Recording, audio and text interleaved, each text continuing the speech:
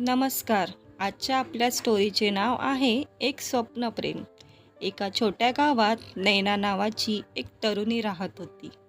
तिचे लांब वाहणारे केस, चमकदार तपकिरी डोळे आणि खोली उजळू शकेल असे स्मित हास्य होते. नैना तिच्या दयाळूपणासाठी आणि सर्व जीवावरील प्रेमासाठी ओळखली जात होती. तिला सोन्याचे हृदय होते आणि गावातील सर्वांचे ते प्रिय होते. एके दिवशी नैनाला एक स्वप्न पडले. तिच्या स्वप्नात तिला एक तरुण माणूस दिसला, ज्याचे काळे केस आणि खोल तपकिरी डोळे होते. त्याने पांढऱ्या रंगाचे कपडे घातले होते आणि त्याच्याकडे एक स्मित हास्य होते, ज्यामुळे तिचे हृदय धडधडत होते. तिच्या स्वप्नात ते दोघे झाडाखाली बसले होते, बोलत होते आणि हसत होते. जणू ते एकमेकांना आयुष्यभर ओळखत होते. नैना तिच्या स्वप्नातून जागी झाली, गोंधळलेली आणि कुतूहल वाटू लागली. तिने त्या तरुणाला यापूर्वी कधी पाहिले नव्हते, पण तो इतका ओळखीचा वाटला. तिने स्वप्न झटकण्याचा प्रयत्न केला, पण ते दिवसभर तिच्या सोबत राहिले. दिवस आठवड्यात बदलले आणि नैना तिच्या स्वप्नातल्या तरुणाला विसरू शकली नाही. ती त्याच्याबद्दल स्वप्न पाहत होती आणि तो कोण असेल याचा विचार करत होती. तिला वाटू लागलं की कदाचित तो तिचा सोबती आहे, ज्याची ती वाट पाहत होती. एके दिवशी ती गावातून फिरत असताना तिला एका झाडाखाली एक तरुण बसलेला दिसला. तिच्या स्वप्नातील पुरुषाप्रमाणेच त्याचे काळे केस आणि खोल तपकिरी डोळे होते. तिच्या डोळ्यावर विश्वास बसत नव्हता. हा तिच्या स्वप्नातील माणूस होता का? नैना त्या तरुणाजवळ गेली आणि त्याने तिच्याकडून हसून हसून पाहिलं, ज्यामुळे तिच्या हृदयाची धडधड सुटली. त्यांनी बोलायला सुरुवात केली आणि त्यांच्या बोलण्याप्रमाणे नैनाला असे वाटले की मी त्याला आयुष्यभर ओळखते. तो दयाळू, सौम्य आणि तिच्यासारखाच सोन्याचा हृदय होता. जसजसे दिवस जात होते तसतसे नैना आणि अर्जुन नावाचा तरुण एकत्र जास्त वेळ घालवत होते. ते बोलले, हसले आणि त्यांची स्वप्ने आणि आशा व्यक्त केल्या. ते खूप प्रेमात पडले आणि असे वाटले की ते अनंत काळ एकत्र आहेत. पण त्यांचा आनंद अल्पकाळ टिकला. अर्जुन शेजारच्या गावातला होता आणि त्याच्या कुटुंबाला त्याचे नाते मान्य नव्हते. अर्जुनने त्याच्याच गावातील त्याच्या चालीरीती आणि परंपरा सांगणाऱ्या व्यक्तीशी लग्न करावे अशी त्यांची इच्छा होती. नैना मनाला भिडली होती. ती अर्जुनशिवाय आयुष्याची कल्पनाही करू शकत नव्हती. ते खूप प्रेमात पडले होते आणि ते कधीही बदलू शकले नाही. पण अर्जुनचे कुटुंब हट्टी होते. त्यांनी त्याचे नाते स्वीकारण्यास नकार दिला. एका रात्री नैनाला दुसरे स्वप्न पडले. तिच्या स्वप्नात तिने पहिल्या स्वप्नाप्रमाणेच तिच्यासमोर पांढरे कपडे घातलेला अर्जुन पाहिला.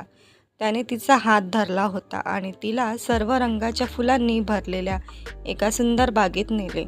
त्यांनी एकत्र नाचले आणि त्यांनी केले तसे नैनाला शांतता आणि आनंदाची अनुभूती आली, जी तिने यापूर्वी कधीही अनुभवली नव्हती. दुसऱ्या दिवशी सकाळी नैनाला जाग आली. अशी स्पष्टता जाणवली जी तिला कधीच आधी जाणवली नव्हती.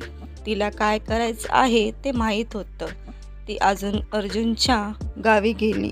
त्याच्या कुटुंबाशी बोलून त्यांना त्याचे नाते स्वीकारण्यास पटवून दिले. ती अर्जुनच्या घराजवळ आली तेव्हा तिला त्याचे कुटुंब बाहेर बसलेले, हसत बोलत बसलेले दिसले. आत्मविश्वासाने आणि निर्धाराने ती त्यांच्याजवळ गेली आणि बोलू लागली. तिने त्यांना तिच्या अर्जुनवरील प्रेमाबद्दल आणि तो तिच्यासाठी किती महत्त्वाचा आहे हे सांगितले. तिने स्पष्ट केले की प्रेमाला कोणतीही सीमा नसते आणि काहीही असो ते एकत्र राहायचे होते. सुरुवातीला अर्जुनच्या घरच्यांनी ऐकण्यास नकार दिला. ते त्यांच्या मार्गाने तयार झाले होते आणि नैनाने सांगितलेली कोणतीही गोष्ट त्यांचे मत बदलू शकत नव्हती.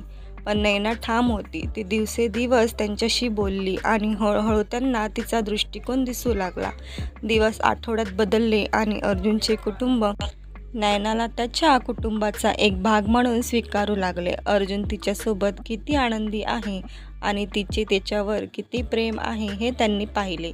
त्यांना कळाले की प्रेमाला खरोखरच सीमा नसते आणि नैना आणि अर्जुन हे एकत्र असायचे. अखेर अर्जुनच्या कुटुंबियांनी या जोडप्याला आशीर्वाद दिले. नैना आणि अर्जुनला खूप आनंद झाला. त्यांना माहीत होते की त्यांच्या प्रेमाने सर्व अडथळे जिंकले आहेत आणि ते अनंतकाळ एकत्र राहायचे आहेत. नैना आणि अर्जुनचे लग्न पारंपरिक भारतीय पद्धतीने झाले. त्यांच्या भोवती त्यांचे कुटुंब आणि मित्र हा एक सुंदर सोहळा होता, जो प्रेम, आशा आणि आनंदाने भरलेला होता. त्यांनी आयुष्यभर एकमेकांवर प्रेम आणि जपण्याचे वचन दिले आणि त्यांच्यामध्ये कधीही काहीही येऊ देऊ नका. वर्ष सरत गेली आणि नैना आणि अर्जुन एकत्र म्हातारे झाले. त्यांना मुले आणि नातवंडे होते आणि त्यांचे प्रेम काळाच्या ओघात अधिकच वाढले. ते एकमेकांचे खडक होते, त्यांचा आधार होता आणि त्यांचा चांगला मित्र होता. त्यांना माहीत होते की त्यांना दुर्मिळ आणि मौल्यवान प्रेमाने आशीर्वादित केले आहे आणि ते एकमेकांना मिळाले हे भाग्यवान आहेत. नैनाचे निधन झाले तेव्हा अर्जुन उद्ध्वस्त झाला होता. त्याचा एक भाग तिच्यासोबत मेला असे त्याला वाटले. तिचं हसू, तिचं हसणं आणि दयाळू हृदय त्याला चुकलं. तो तिच्याशिवाय आयुष्याची कल्पनाही करू शकत नव्हता. पण एका रात्री अर्जुनला एक स्वप्न पडले. त्याच्या स्वप्नात त्याला नैना दिसली.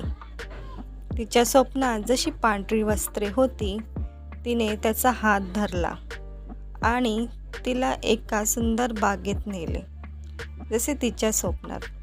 त्यांनी एकत्र नाचले आणि जसे त्यांनी केले, अर्जुनला शांतता आणि आनंदाची अनुभूती आली, जी त्याने यापूर्वी कधीही अनुभवली नव्हती.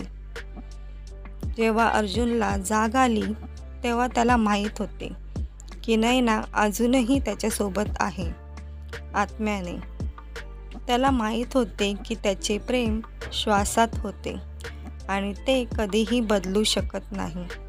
एके दिवशी या पलीकडच्या जगात ते पुन्हा एकत्र असतील हे जाणून तो हसला. त्या दिवसापासून अर्जुन आयुष्यभर त्याच्या प्रिय नैनाच्या आठवणी जपत जगला.